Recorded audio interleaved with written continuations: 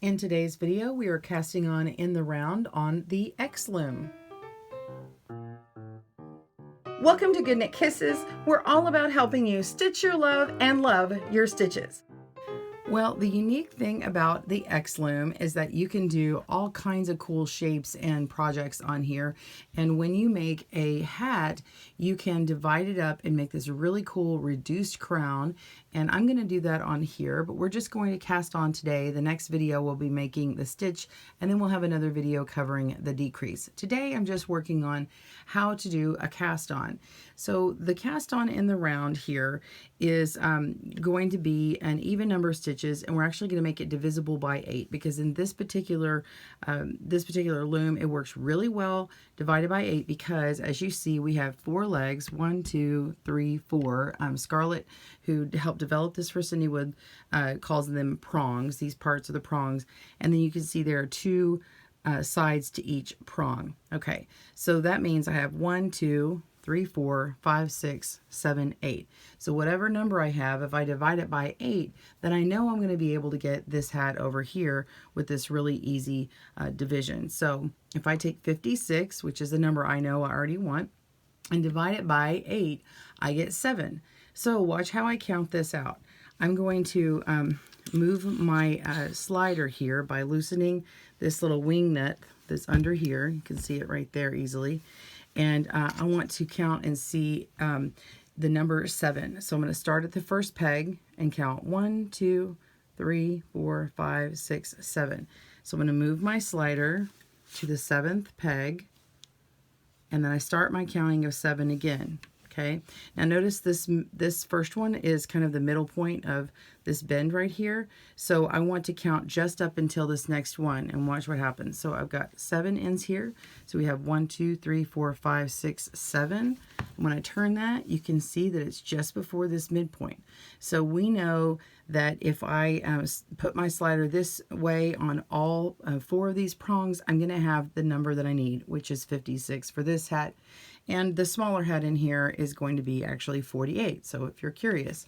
So we're going to cast on in this next segment. You're going to grab your X Loom, put it to the position of however many pegs that you want to put in, and we'll begin. Be sure and get your yarn and your hook. And this hook is going to be one that you can put in between the pegs, or you can use your fingers to cast on. We're going to do a chain cast on today.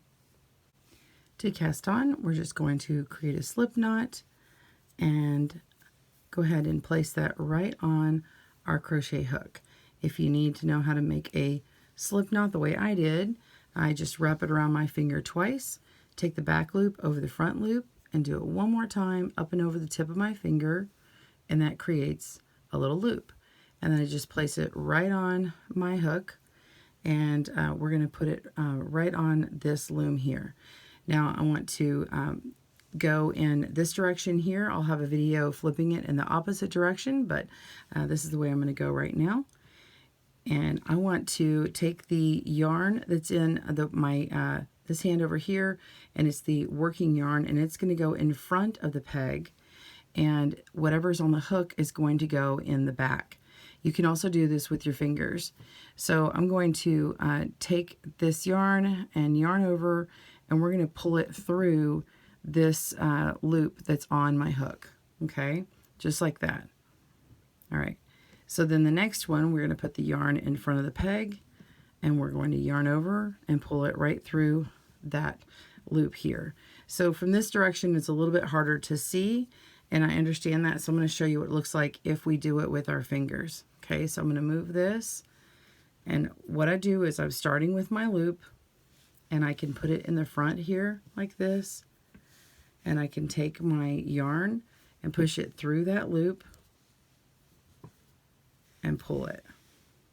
Okay, and then put the loop to the back, pull it to the front, grab my yarn, my working yarn, push it through and pull it. Same thing, put it to the back, take my yarn, pull it through, just like that. And so what happens on the inside, or the back, you can see that I have 2 loops coming on the back here and makes this nice chained effect. Now, the danger with pulling it from the front to me is that these loops can be really loopy. They can be kind of big. And so that's why I prefer using the crochet hook. So I'm going to show you what it looks like from the back. So I am showing you a little bit more in this video than you may have seen before, but I just want to give you what I think are the best practices for doing this. So let me start again. Make a slip knot. Okay. And then put that on my hook, and I'm going to leave it about this size. I'm going to leave a nice loop that's going to be easy to manage, and it's going to be about the same size that I want over here, just for this first one. All right. So I'm going to put my yarn between my last peg and my first peg. Make sure it's going in front of the first peg. We're going to yarn over and then pull through a loop, pull right through that chain in the back there. You can see it nicely in the back. Okay, so, or on the inside. Then we're going to go to the next one, and so you see this chain developing here. We're going to yarn over on the second peg and pull through our stitch here, and then move on to the next one. Continue by yarning over and pulling through. Okay, now you can see that my chains are a good manageable size. Okay, so we're just going to keep going and yarning over and pulling through all of them. When we get down to this end, we are going to have to turn our work. Okay, I'm going to tighten that up. I'm going to go into the next one, pull through, and go into the next one and pull through.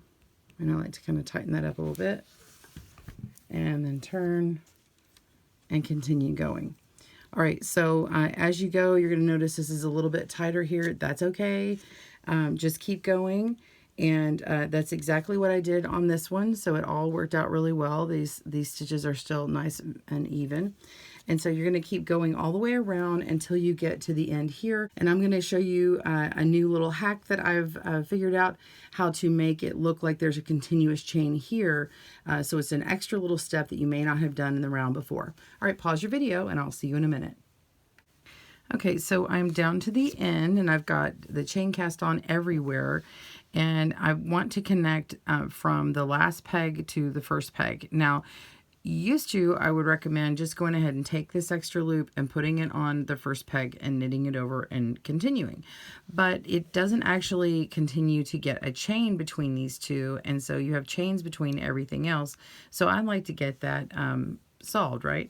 So we're going to go around peg one more time. And just go ahead and do it like you normally would. You can do it from the back too. I'm just doing it from the front today. And then now I'm just going to put this extra loop right on top. Okay, so that's the last loop and it's going on peg 2. But don't worry about that. It's still going to be fine. So I'm going to take my yarn and kind of put it to the back there.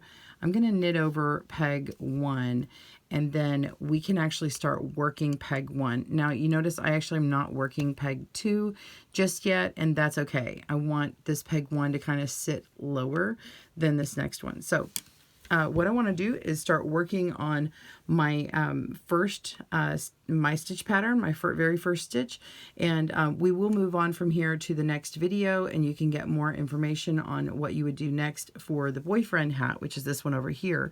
But whatever stitch you have, go ahead and work the first stitch, and then when you get to the second stitch, you'll just treat these 2 loops as one. So if you're going to do a knit purl, like a 1x1 ribbing, then you would just work these 2 as a purl together. If you're going to do a 2x2, so 2 knits and 2 purls, work this as a 2/1 together like that. So that is how you chain cast on. If you want to catch our next video, be sure and click down in the link below or hit subscribe and hit the bell icon so you can get more videos, and subscribe to our newsletter so you get all the patterns when they come out. And the next one up will be the diamond lace stitch, learning how to work that on this particular loom. Have a great day and happy knitting and crochet. See you soon. Thanks for joining us today, where we help you stitch your love and love your stitches. See you again soon.